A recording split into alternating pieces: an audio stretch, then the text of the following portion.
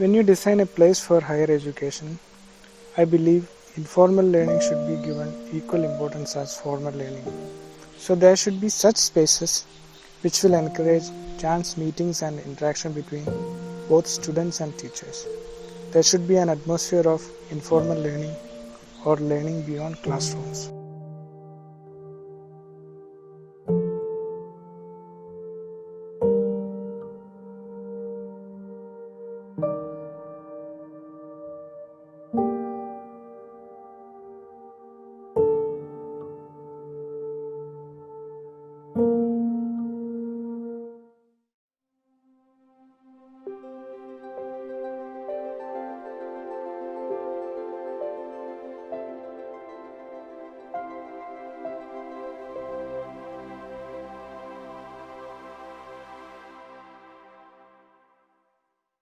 I am Ajay. I graduated from College of Engineering Trivandrum, and after that I have worked with both Stabudi Architects and NM Salim and Associates before I joined Master's program at CEPT Ahmedabad. And after completing my Master's, I again rejoined NM Salim and Associates to work mostly on institutional projects. And from 2016, I am operating as an independent practice, and I am also into teaching design. So today I will be explaining a small campus project which I did as a consulting architect ULCCS. The site for the project was near Kerala-Tamil Nadu border in a place called Meenakshipuram in Palakkad district, and it is basically divided into two triangular parcels of land connected by a bottleneck, and the total site area comes around 5 acres. And within the site there are around 50 mature trees, mostly neem and tamarind trees, and some old buildings to be demolished. And we have two major roads running along the western and southern boundary of the site. So in the program we had to make a master plan for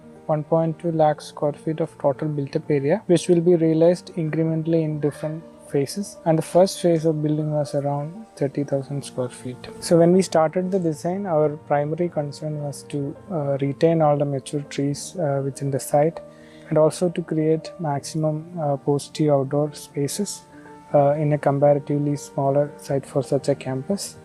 And we also had to keep in mind the incremental nature of the project.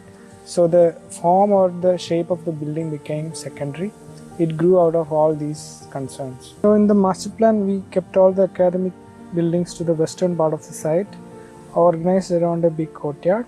The residential buildings are kept to the northeast corner with playground in the middle as a buffer zone between the academic and residential area. We have kept the vehicular and service areas to the periphery of the site so that the campus is mostly pedestrian, and we could also reduce the internal roads by using the public roads along the site boundary for vehicular access to the different parts of the campus. And we have also used all the mandatory setback areas as spillover spaces to the workshop in the ground floor.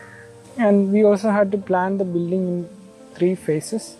So we kept the first phase building to the west near the main entry so that when the institution starts functioning, the road along the southern boundary can be used for the construction of second and third phases without causing any disturbance to the functioning part of the institute.